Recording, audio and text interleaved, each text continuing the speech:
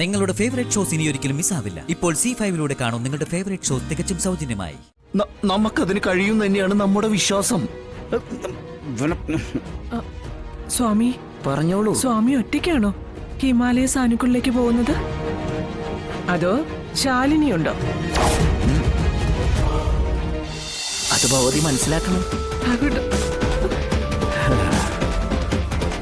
അതുകൊണ്ട് മകനോട് ഇഷ്ടവും സ്നേഹവും ഉള്ള മാതാവാണെങ്കിൽ ഈ യാത്ര തടസ്സപ്പെടുത്താതിരിക്കുക. എന്തിനാ വിഷ്ണുവേട്ട ഇങ്ങനൊരു തീരുമാനം എടുത്ത്? ഇതല്പം കടന്നുപോയില്ലേ?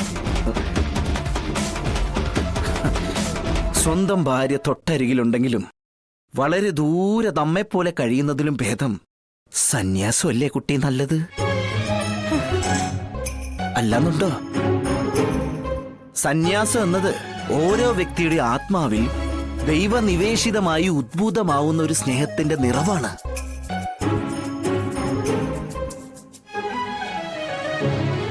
ഒരിക്കൽ അനുഭവിച്ച ആൾക്ക് ഇതിൽ നിന്ന് മുക്തനാവാൻ കഴിയില്ല.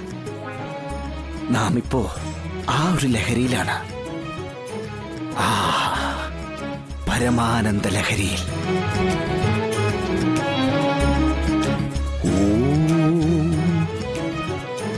ഓം നമഃ ശിവായ. ഓം നമഃ ശിവായ. ശിവ ശിവ ശങ്കര.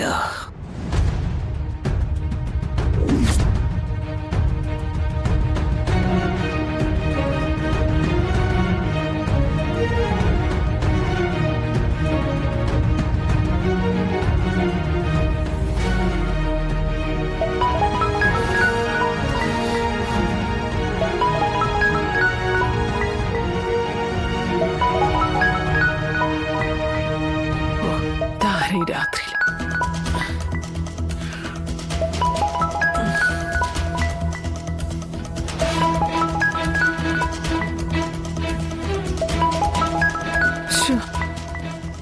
ഒന്നും കാണാൻ പറ്റുന്നില്ലല്ലോ.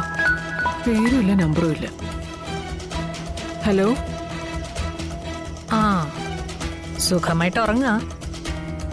പിന്നെ രാത്രിയിൽ ഉറക്കൊളച്ചിരിക്കാൻ ഇന്ന് ശിവരാത്രി ഒന്നും അല്ലല്ലോ. ആരാ നീ? ഇതിപ്പോ 1-2 വട്ടം ആയല്ലോ ഇങ്ങനെ വിളിച്ച് ശല്യപ്പെടുത്താൻ തുടങ്ങിയിട്ട്.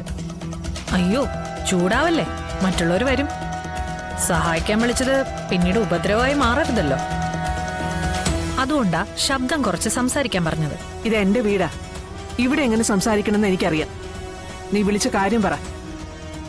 ഞാൻ പറയാൻ പോകുന്ന കാര്യങ്ങൾ കേട്ടാ നിങ്ങൾക്കിന്ന് ഡബിൾ ശിവരാത്രി ആയിരിക്കും. 1-2 ദിവസത്തേക്ക് ഉറക്കമേ ഉണ്ടാവില്ല.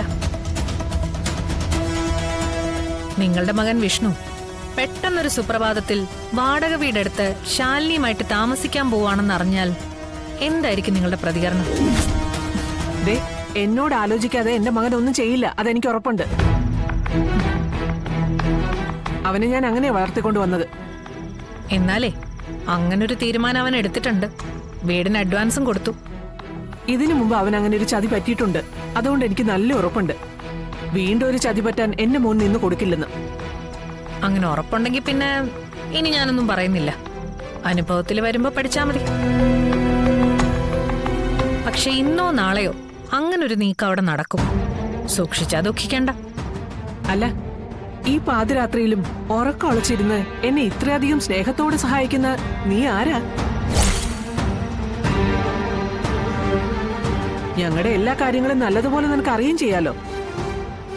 ഞങ്ങൾ ഇങ്ങനെ സഹായിക്കുന്നതുകൊണ്ട് നിനക്കെന്താ ഗുണം? പുണ്യം കിട്ടുമെന്ന് കരുതിക്കോ. ഇനി മറ്റൊരു പുണ്യം കിട്ടാനുള്ളൊരു വലിയ സത്യം ഞാൻ ഉടനെ അറിയിക്കുന്നതാണ്. തൽക്കാലം ഇതിനെന്തെങ്കിലും പരിഹാരം കാണും. എന്നിട്ട് അടുത്ത സത്യം ഞാൻ പറയാം.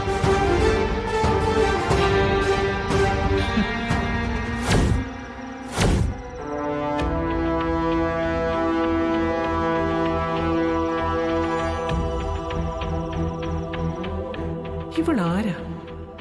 ഈ പറയുന്നതിലൊക്കെ വല്ല സത്യമുണ്ടോ?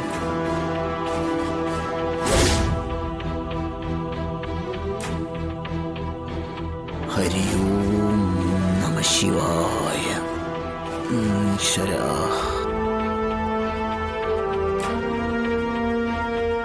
അപ്പോ ഇനി യാത്രയില്ല.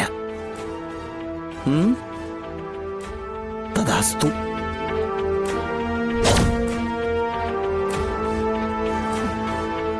വിഷ്ണു, അല്ല സ്വാമി, ഉം. അല്ല ഈ സന്യാസം സ്വീകരിക്കാൻ വേണ്ടി എങ്ങോട്ട് പോകുന്നെന്നാ പറഞ്ഞത്? ഭവതി, സന്യാസം നാം അല്പം മുമ്പ് സ്വീകരിച്ചു കഴിഞ്ഞിരിക്കണു.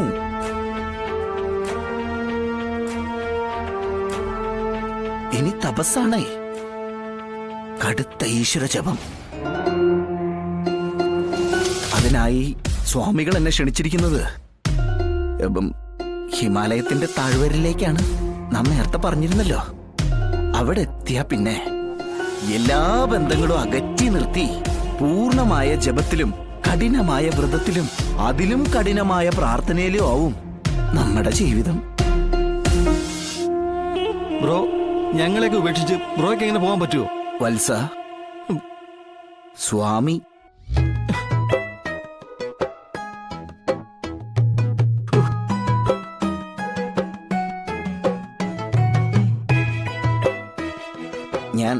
നാം നമ്മുടെ മനസ്സിനെ പഠിപ്പിച്ച് കഴിഞ്ഞു കുഞ്ഞേ.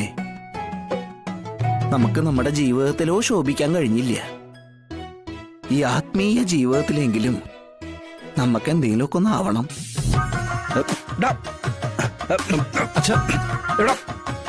എടാ, ഈ ജീവിതത്തിലെ പരാജയപ്പെട്ട് ഒളിച്ചോടിച്ചെന്ന് കയറാൻ പറ്റിയ സ്ഥലമാണ് ഈ സന്യാസമെന്നേ നിന്നോട് ആരാടാ പറഞ്ഞേ?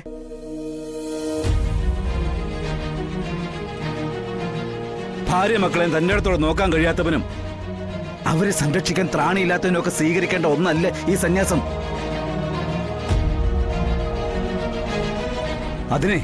അതിനൊരു മഹത്വമുണ്ട്, വ്രതനിഷ്ഠയുണ്ട്.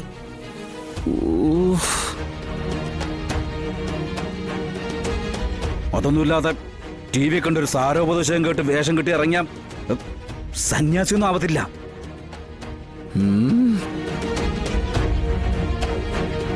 എടാ, സകലതും ത്യജിച്ച അവസ്ഥയാ സന്യാസം, പൂർണ്ണമായ ത്യാഗവ്രതം. അതുപോലെ നിനക്കുണ്ടോ? അതുണ്ടാക്കാനുള്ളൊരു ശ്രമത്തിലാണ് നാം. ഉണ്ടാക്കും. നമുക്കതിന് കഴിയും തന്നെയാണ് നമ്മുടെ വിശ്വാസം. സ്വാമി പറഞ്ഞോളൂ. സ്വാമി ഒറ്റയ്ക്കാണോ ഹിമാലയ സാനുക്കളിലേക്ക് പോകുന്നത്? അതോ ശാലിനിയുണ്ടോ?